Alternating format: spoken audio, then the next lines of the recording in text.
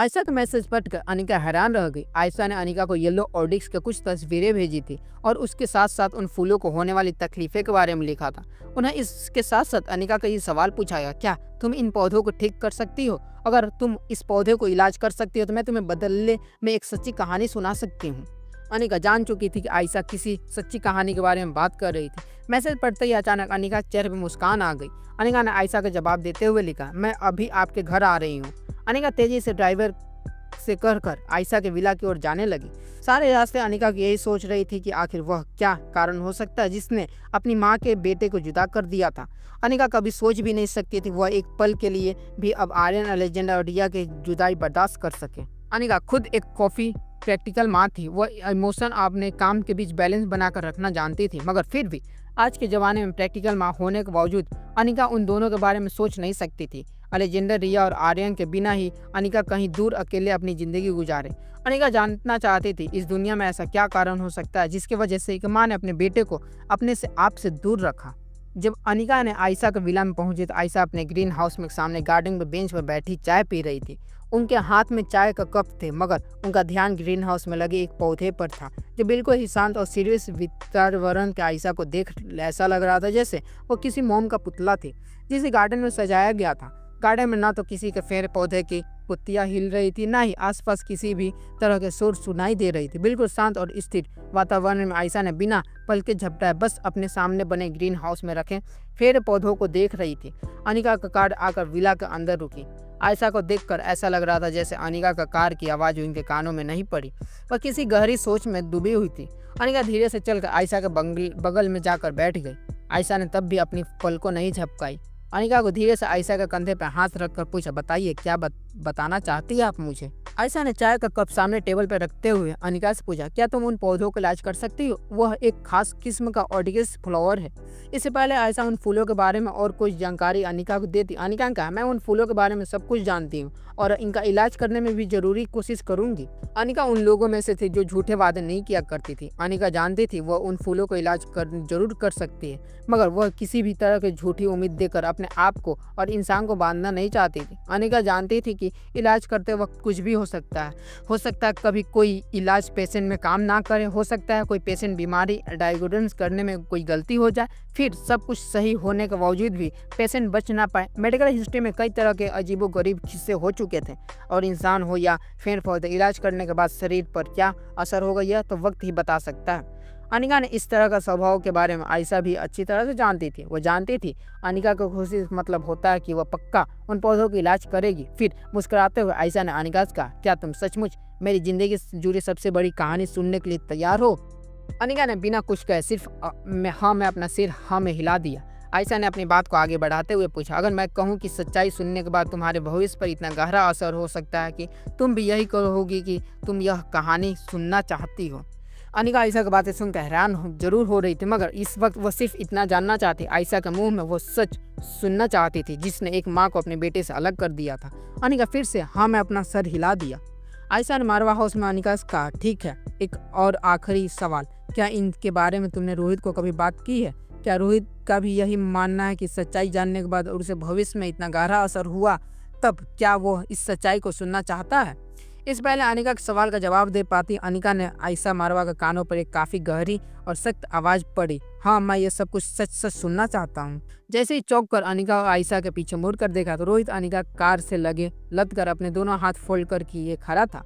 अपने दोनों हाथ जेब में डालने के बाद रोहित ने धीरे धीरे आयशा की ओर अनिका की ओर आगे आगे आने लगा।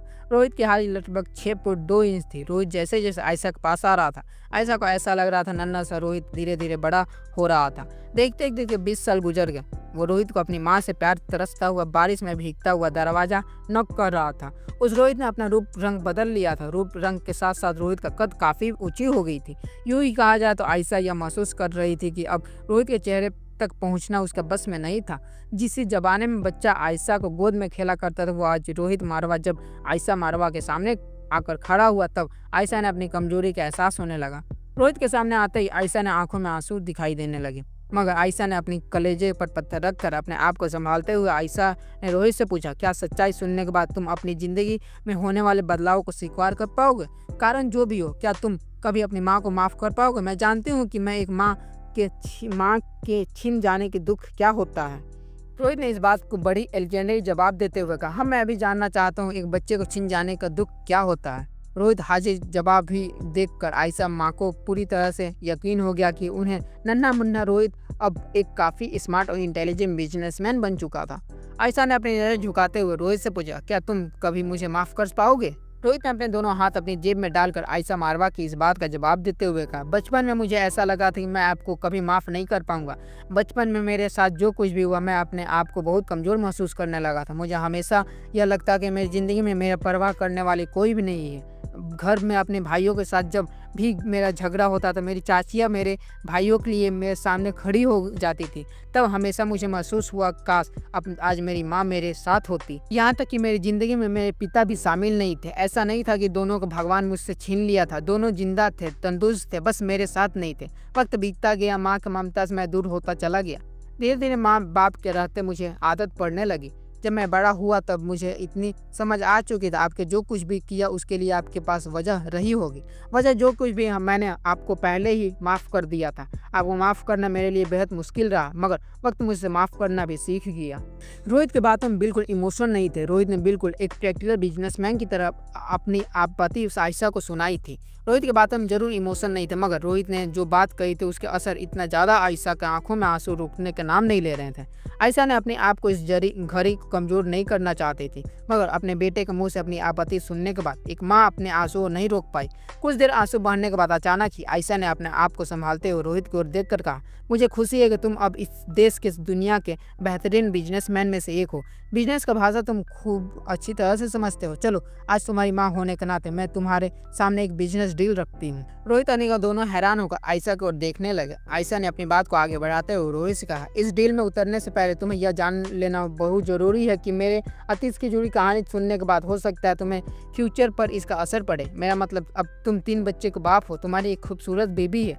हो सकता है मेरे अतीत से जुड़े सच जानने के बाद तुम्हारे परिवार पर इसका असर पड़े। क्या तुम यह जोखिम उठाने के लिए तैयार हो? रोहित हालांकि आयशा की बात पूरी तरह समझ नहीं पा रहा था, मगर रोहित को ऐसा बिजनेसमैन था जो किसी भी बिजनेस डील में जुड़ने से पहले अपने आप साथ जुड़ने वाला कॉन्फिडेंट दिखा रहा था और ना ही एक्सपीरियंस। रोहित को कुछ फैसले बोर्ड ऑफ डायरेक्टर को रोहित के खिलाफ खड़ा कर दिया था, मगर उन्हें फैसलों को भविष्य में जाकर कंपनी को काफी प्रॉफिट पहुंचाया था। रोहित के गार्डन में पड़ी एक चेयर पर उठकर बैठी हुई आयशा ने कहा, ठीक है, मुझे मंजूर है। आयशा ने अपनी बात को आगे बढ़ाते हुए कहा, ठीक है, अब मेरी बात तुम दोनों ध्यान से सुनो। इससे पहले मैं अपने अतीत के जुड़े राज तुम दोनों के सामने रखूं। मेरे भी एक शर्त है, तुम मेरे भेजे हुए फूल पौधों का इलाज करना होगा। अगर अनिका पौधों का इलाज करने में कामयाब होती है तो मैं तुम दोनों को वह सच्चाई बताऊंगी। अगर अनिका उन फूलों का इलाज नहीं कर पाती है तो मैं यह समझ लूंगी कि मेरी किस्मत में यही लिखा था और मेरे बच्चे हुए दिन में यही इसी बंगले में इन फूलों के बीच गुजार लूंगी। रोहित आयशा को इस तरह की शर्त का समझ नहीं पा रहा था। इससे पहले वो आयशा को रखी हुई शर्त के बारे में अनिका को कोई बातचीत करता या डिस्कशन करता, अनिका ने अपना पर्स से एक चिट्ठी निकाली और आयशा के हाथ में थमा दिया। कार ड्राइवर करके आयशा ने बंगले तक पहुंचने से पहले ही अनिका ने उस पौधे का सिम्टम जान लिया था और अनिका ने उस पौधे के लिए एक दवाई भी लिख दी थी। यह दवाई काफ़ी साधारण इंग्रेडिएंट्स से बनी थी। अनिका ने किसी भी केमिकल का प्रयोग नहीं किया था। आयुर्वेदिक औषधि के बारे में अनिका जितनी भी जानकारी थी उन्हें जानकारी को अमल लाकर अनिका ने आयशा की दवाई प्रिस्क्राइब कर दी थी। आयशा ने उस चिट्ठी को देखकर अनिका से कहा, इतनी जल्दी तुमने दवाई लिख भी दी थी? अनिका ने आयशा से कहा, थोड़े बहुत जानती हूँ बटानी के बारे में। इस दवाई के जरिए मैं कई पौधों का इलाज किया था। अनिका यह बात काटते हुए आयशा ने कहा, मगर क्या तुम्हें जानती हो ये काफ़ी रेयर फूल है। इस पौधे को तुम हमारे देश में कहीं मिलते भी नहीं है। क्या तुम्हें यकीन है तो इस दवाई के जरिए तुम इस पौधे का इलाज कर पाओगी? अनिका इस बात का जवाब देते हुए कहा, चाहे हमारे देश का कोई इंसान हो या बाहर देश का कोई इंसान हो, शरीर तो सिर्फ 5 धातु से बना होता है और उसी तरह से पेड़ पौधे कहीं की भी हो उनके अंदर एक ही बनावट बिल्कुल एक जैसी होती है। ऐसा जानती थी। अनिका की बातों में दम था। अनिका ने जो दवाई प्रिस्क्राइब की थी वो दवाई आयशा ने साइगर को भिजवा दी। आयशा ने रोहित को और अनिका को देख कर कहा, देखते हैं तुम्हारी लिखी हुई दवाई का क्या असर लाती है।